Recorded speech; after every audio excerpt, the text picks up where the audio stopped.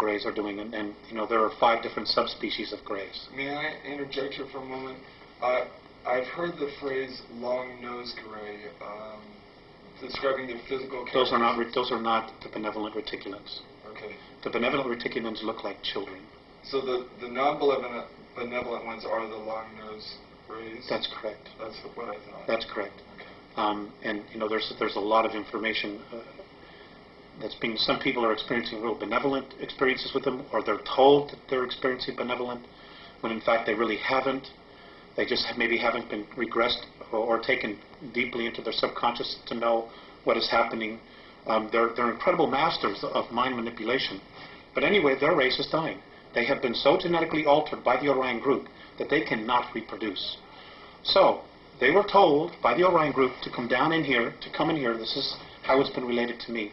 To come in here and set the stage to break down the social structures so that when the Orion group and the Draconians come back, there are 2 classes, royalty and workers, which is exactly what they're doing. You can see that agenda happening right in the United States since the beginning of the Reagan administration. This is where the focus has been. Has been on the United States, singly. And there's been a reason for that, which we'll cover in just a little bit, but let me get my thoughts out here. Which is exactly what the Greys have been told to do. And they're doing it. In the meantime, they themselves have their own agenda. They see us, because of our genetic stock of having the DNA of 22 different races and the racial memories of trying to breed, to cross the genetic bridge so that they as a race can have enough genetic stock to continue to propagate their race, which according to the Andromedans, they're destined for extinction. What they're doing is not going to have any long-term effects to propagate their race. So they're desperately trying to do what it is that they're trying to do before all the other 2 groups get here. The Greys also themselves want to be free from the manipulation of the Orion group, just like we as a race want to be free of their manipulation. So there's this incredible triangle of crap that's hanging all over us, you know, and all these hidden agendas and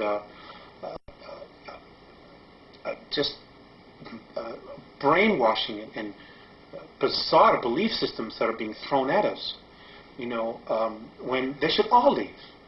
Not only the good ones and the bad ones, they should all just leave and leave us alone, which is ultimately what the Andromedans want. But unfortunately, that isn't going to happen right now, not until some changes occur. We have to begin to raise our consciousness. Right, we need to. Right. And the first thing we need to do is we need to stop warring with each other. We need to come together as a race, and no matter what happens, we need to stop all of the political garbage and say, look, when it comes down to the bottom line, all we have is each other as a race. Period. And this is our planet, this is our home, and there's enough of us that are polluting the planet that we need to stop. Because if we don't stop polluting the planet, Rick, we're not going to have a place to live. Period. Is there an Earth quarantine that the renegade Zeta Reticulans violated? Yes. And what was that quarantine? The quarantine was they were supposed to, well, it's the same quarantine that evolves, that any other evolving planet has. No intervention with an evolving race. But because of our genetic stock, the Greys did it. Now, but they did it in such a way that they didn't totally violate our free will. You know, they dangled a technological carrot to the government, and the government took the bait. They said, sure, you know, for their own reasons, they took the bait, and there was an exchange of technology, you know, and there was a treaty that was signed, and this is a dilemma that the Andromedan Council has. You know, if the United States military had said, go away, the Greys would have had to have left. So was this the Air Force Base situation or the Eisenhower situation where he had representatives? Is this the one that took place in the 50s? Yes. Okay. Yes.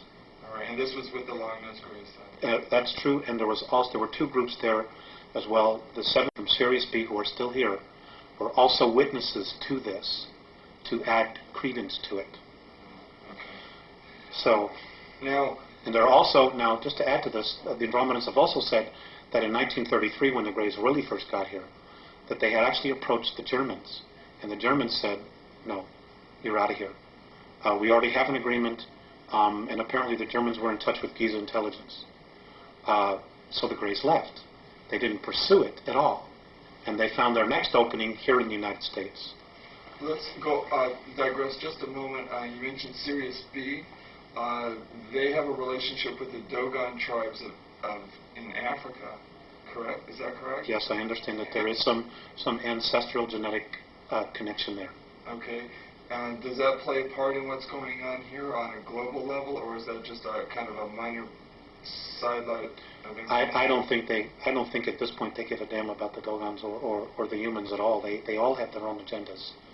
And the fact that the way we're being treated, and the fact that there's like no supportal information coming out of our government, or any truth that they even want to discuss, like just coming to the people and saying, look folks, we screwed up. We need your help. We need to raise a consciousness and start implementing. The fact that they don't even want to do that, tells you really, where they're at. What I do know about the Syrians is that between Sirius A and Sirius B, there is a civil war going on there. And a lot of that, and there are also 21 other systems. There's war going on in Perseus as we speak. And 21 other star systems are also looking at the potential. And it has to do with the fact that there is now an uplifting of energy in our universe that's occurring.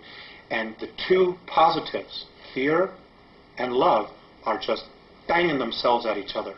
And the intensity is growing every single moment. And we're just a microcosm of that. Now, as you're disseminating all this information to us, we should look at all this information in the spirit of love, so we don't feed any energy into the spirit of fear. Love is the answer. That's the bottom line. Love is the answer. Love does conquer all. Love does move mountains. It can make the shifts in consciousness, but it starts, number one, with ourselves. So that's even what all this is going on around us, we just need to remember to focus on love. And love of self and love of earth, love of race. That's right. Okay. That's right. Now, when did the Zeta Reticulans begin to create their genetic atrocities? Where did this take place on Earth, and what have the results been? Well, it's occurring everywhere. Much of it is occurring underground. Some of it's occurring in the oceans. Some of it's occurring on the moon. Some of it's occurring on Phobos, the moon of Mars. It's happening in a lot of different places. Is that an artificial moon? Yes, it's absolutely. So's our moon. Our moon's artificial, completely artificial. It was brought here from Ursa Minor, apparently between 11 and 12,000 years ago. For the purpose of? Of being a satellite and a base, which they evacuated some time ago, but it's now being operational again. And I covered this in the series of 8. It came from a star system called Chata. That's for a word. That's the word they use, Chata. And it was the 17th planet out of a solar system that had 21 planets, and it was one of 4 moons. And it was brought here. It is older than the Earth. There are ruins all over it. There are bases underneath it. It's everything that we're told it isn't. So that's a whole unique story unto itself. Okay, now, what are the results of these atrocities, these genetic atrocities been, and are we going to begin to see more of them appearing? Well, the Greys are trying to create a sub-race that is a blend between human culture, the human race, and their race. A kind of a hybrid. Exactly. They're not being very, very successful. And one of the things that they're trying to do is they're really looking for the soul. They don't understand the soul. They don't understand our extremes of emotions as well, because they're very, very different from us. Their experiments haven't been all that successful. There are a lot of emotional problems with that, because what really makes a human being is our essence, is the spirit that animates the physical form. Well, there's also another factor, and that is that they actually feed off the energy. They're vampires. The Zeta Reticulan Greys. The Greys, right. They're vampires. Is this where we get our vampire legends? A lot of our vampire legends? I don't know about that. I don't know if that has to do with it.